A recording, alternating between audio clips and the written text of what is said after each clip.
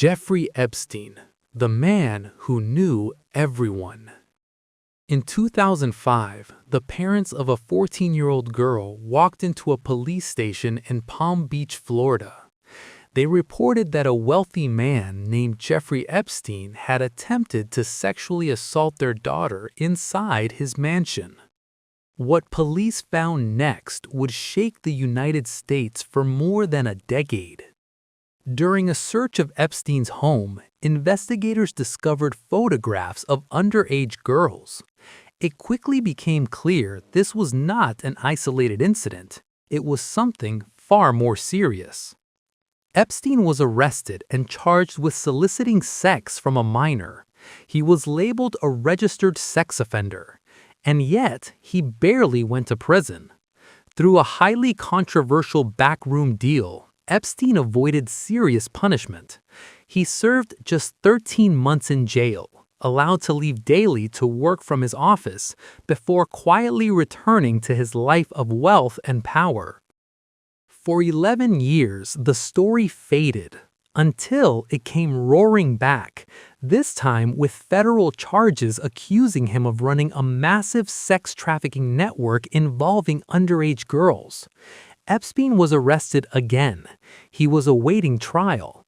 Then his body was found in his jail cell.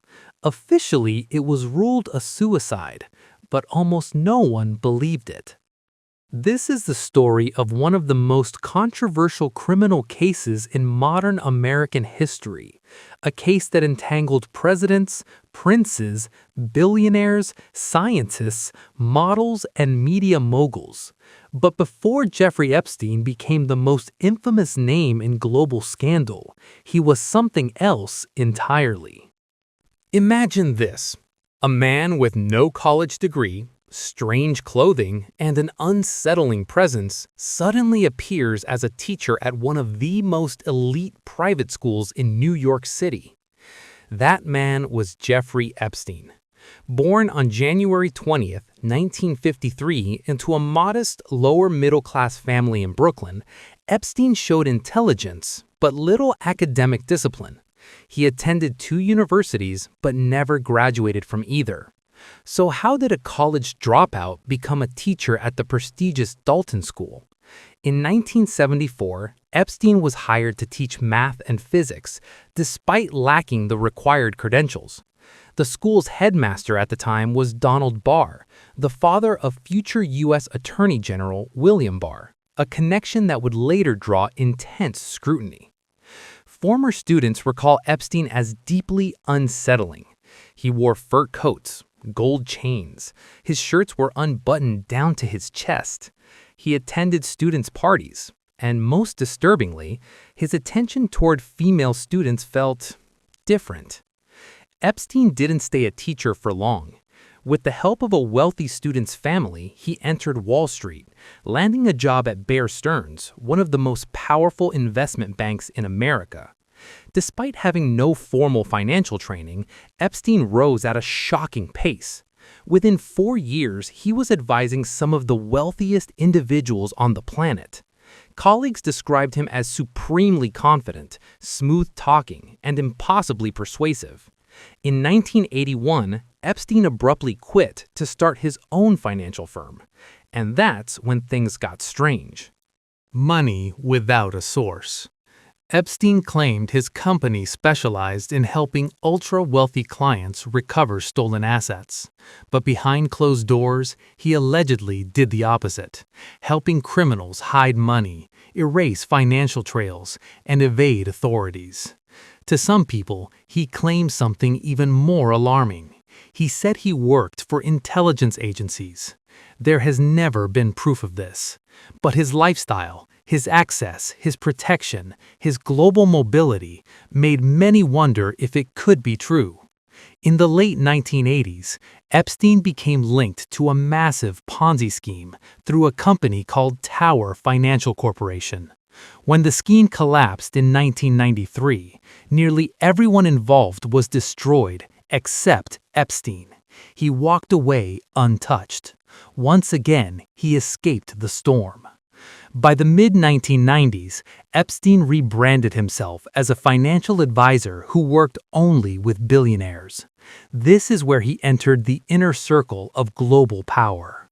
One of his closest associates was Leslie Wexner, billionaire owner of Victoria's Secret.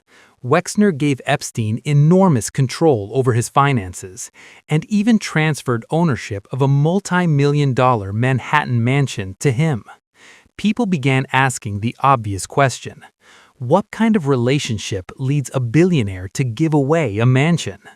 By the early 2000s, Epstein had amassed luxury properties across New York, Florida, New Mexico, and even private islands. No one could explain where the money came from. No client list was ever made public.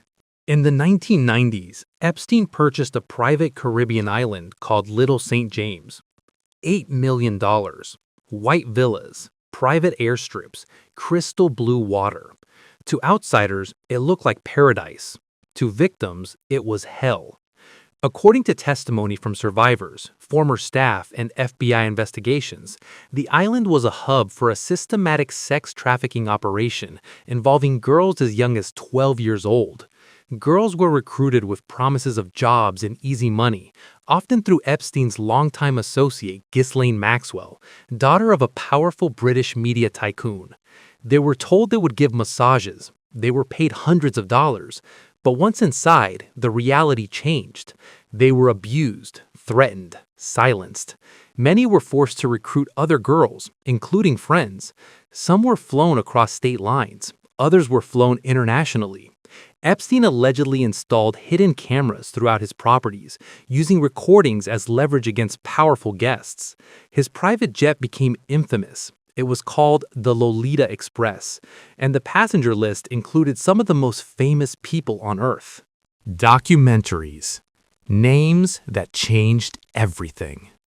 Former U.S. President Bill Clinton flew on Epstein's plane at least 26 times, according to flight logs.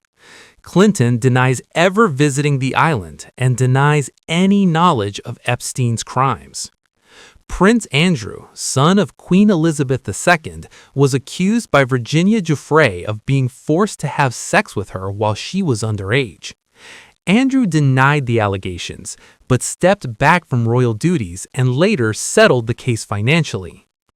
Donald Trump, Bill Gates, Kevin Spacey, Naomi Campbell, and many others were connected socially or professionally to Epstein. Most deny wrongdoing. But the question remains, how could so many powerful people be so close and know nothing? The death that changed everything. In 2019, Epstein was arrested again, this time on federal charges of sex trafficking. The evidence was overwhelming. Then, on August 10, 2019, just weeks before his trial, Jeffrey Epstein was found dead in his jail cell. The official ruling, suicide. But nothing about that night made sense. Security cameras malfunctioned. Guards fell asleep. Routine checks were missed. The autopsy revealed broken bones in Epstein's neck, injuries more consistent with strangulation than hanging. A private pathologist hired by Epstein's family concluded the death was more likely homicide. No definitive proof was ever released. And with Epstein's death, the trial that could have exposed everyone ended. The question that never went away. Jeffrey Epstein's story didn't end with his death. It began a global reckoning. Who protected him? Who benefited from his silence? Why are so many documents still sealed? Was Epstein acting alone?